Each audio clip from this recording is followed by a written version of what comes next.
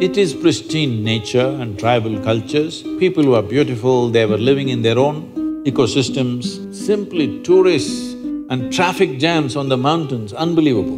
Because tribal cultures will be totally lost, pristine forests will be lost, everywhere there will be picnickers. Picnic people will be all over the place. Well, let me change one aspect of the question. Nobody ever uses mainland India, that's only mainland China. Okay. Rest of India.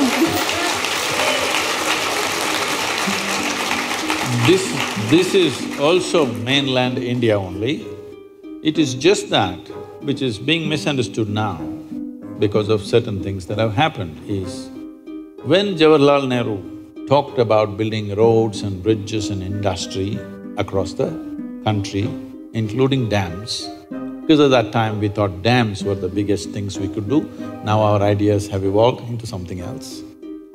When there were plans for Northeast, he was advised that don't touch Northeast. It is pristine nature and tribal cultures, do not try to modernize and destroy this. It's best it is left like that. So, initially it was a conscious decision not to touch Northeast because people who are beautiful, they were living in their own ecosystems. There was no need to bring simply cars and trains and airplanes and make them like the rest of the world, they were doing great by themselves.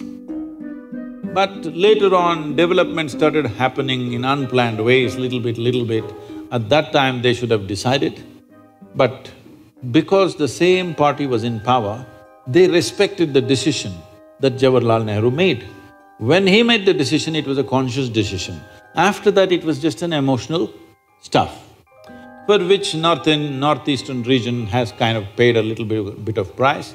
I wouldn't say it's a price, because living in pristine nature, without all the rubbish that you see in the rest of the cities, I think it's a great thing. But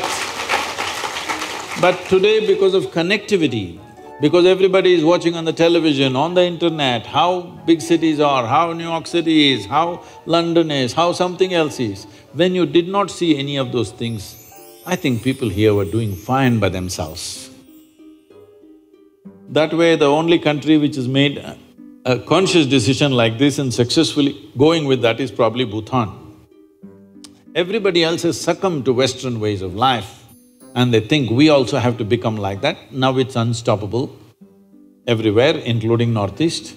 Here, if you do not know, some 12,000–15,000 kilometers of highway is being planned. Once that happens, entire India will be driving all over Northeast, okay?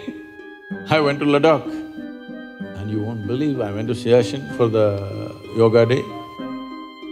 Thousands of motorcycles, all kinds of people who have no idea how to balance on two wheels also or on motorcycles. Everybody renting a motorcycle, getting a license right there. There's a motorcycle rental, next to that we'll organize licenses for you. Right there, instant license and hundreds of motorcycles everywhere. It is no more the Ladakh, pristine Ladakh that it was, simply tourists and traffic jams on the mountains, unbelievable.